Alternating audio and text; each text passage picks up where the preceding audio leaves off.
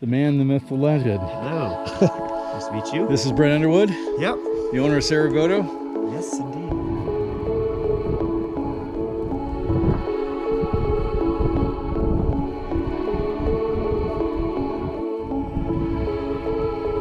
Can you see it dangling up there? One lonely ore car strung out between the canyons.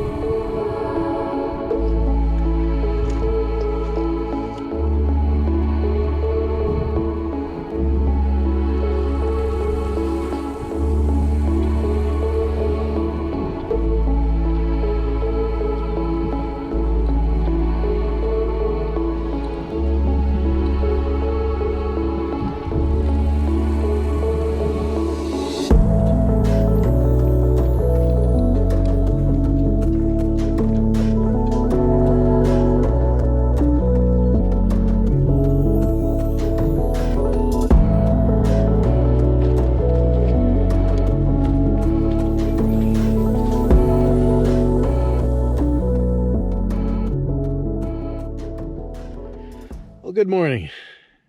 Drove out of Cerro Gordo last night and into Lone Pine to get fuel, and I couldn't resist. There's a bunch of motels there in that little town, and I took the opportunity to sleep in a bed last night and got a hot shower and use a proper toilet, all the modern conveniences.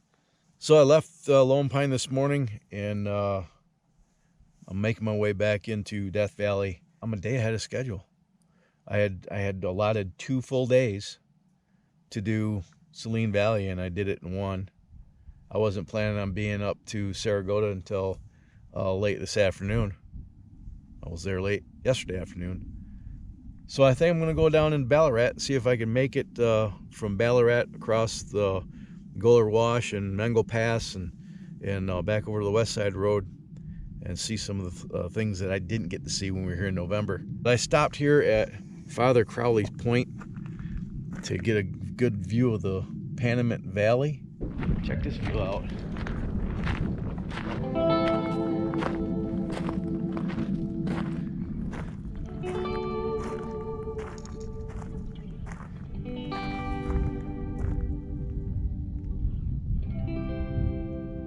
It's a pretty twisty road to get up here.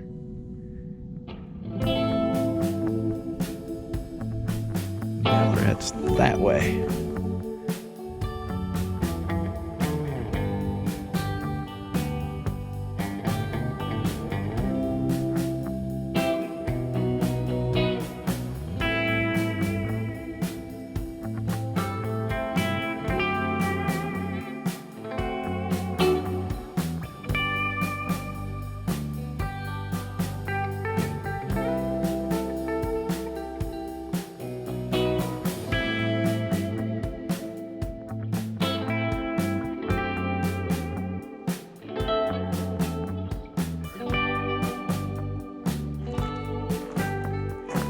That's Ballarat, over there under. I'm gonna head over there in a minute. I like these. Check this out.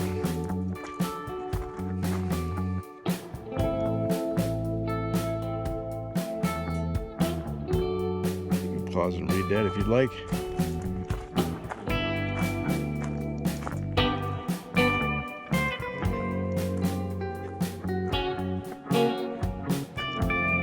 This did.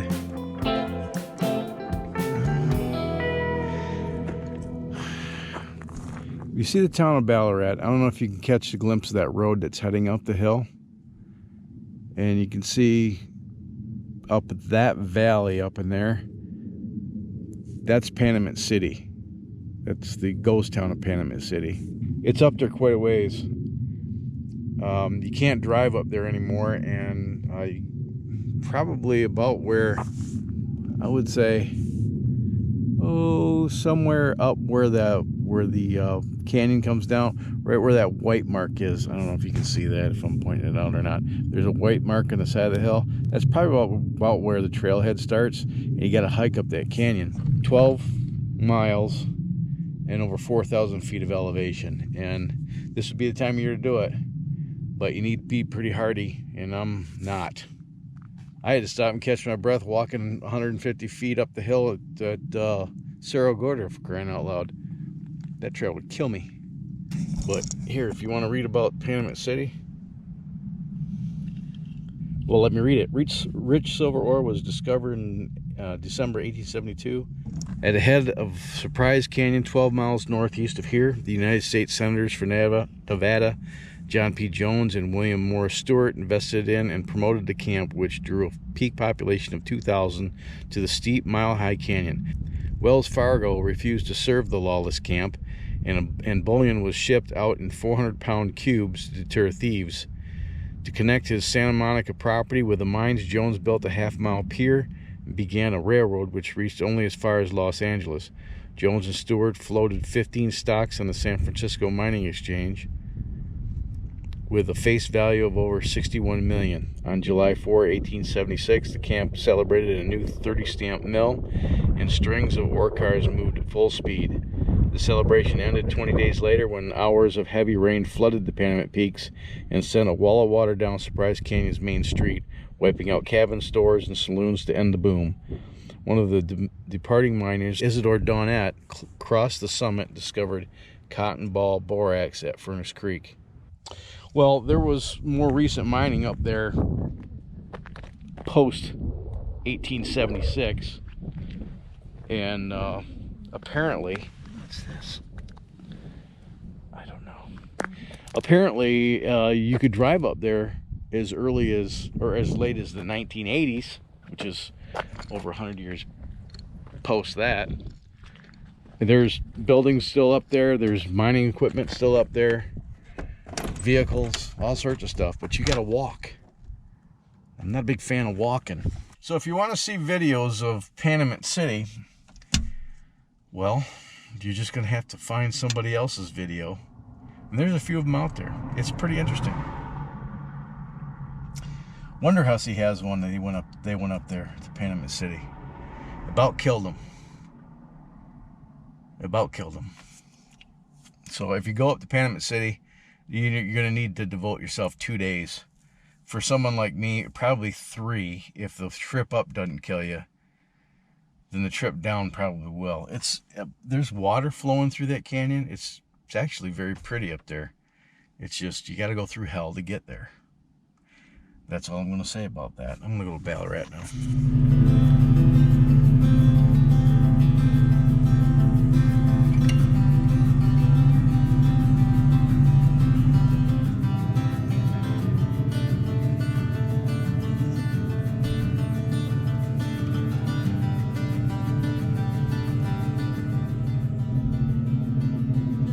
Camp party. This is a free zone. Take any kind of photos you want. Camp, party, make movies, etc. No harm. No one cares. Feel free. Learn nothing setting in your car. The friendly zone. Welcome to Ballarat Ghost Town. Camping is $3. This was the post office. See the museum store trading extra. Fire a gun. Ooh, fire a gun. That's what's left of the post office.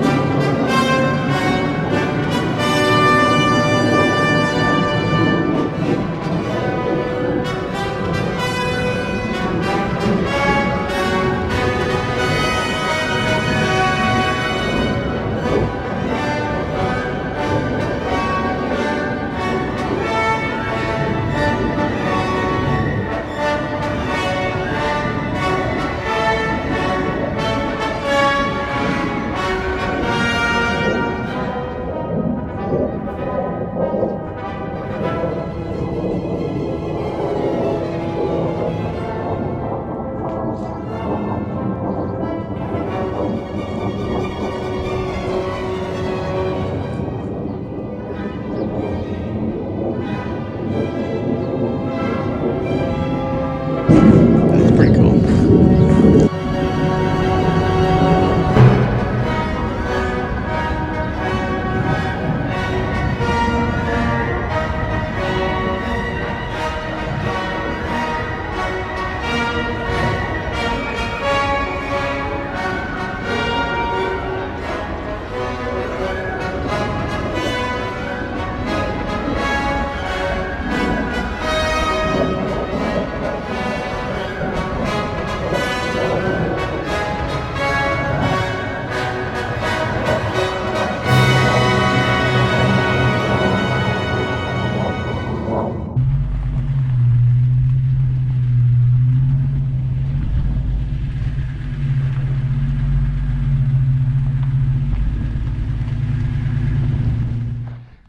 Oh, look at that. Okay, we're heading up Goler Wash now. I finally made contact with Goler Wash. Can't even see the damn Ballarat. Ballarat's way over yonder, around that alluvial fan. It's a long road from Ballarat to Goler Wash, and for the first 2/3 of it, it's an all a fairly modern haul road. I didn't take any video, but there's some modern-ish strip mining operations on the west side of the Panamint. Yeah, on the west side of the Panamint Mountains here. The road's hard packed, and you know, they used to have mine trucks that run through there. You get past those mines, and it is nothing but a freaking bone-jarring, filling, loosening washboard of a road. And they're using that in the loosest of terms. But we finally made it to Goler Wash. This will lead up into, eventually up to Stripe Butte. But I just stopped here to air down, and I noticed the desert wildflowers. Ain't they pretty? I love springtime in the desert. Yeah. It's no super bloom, but you got a little bit of variety. I like these little purple fellows right here. And those yellow ones, those are pretty too. How about those fighter jets, huh? That was pretty cool. Okay, I'm gonna air down and get the kit.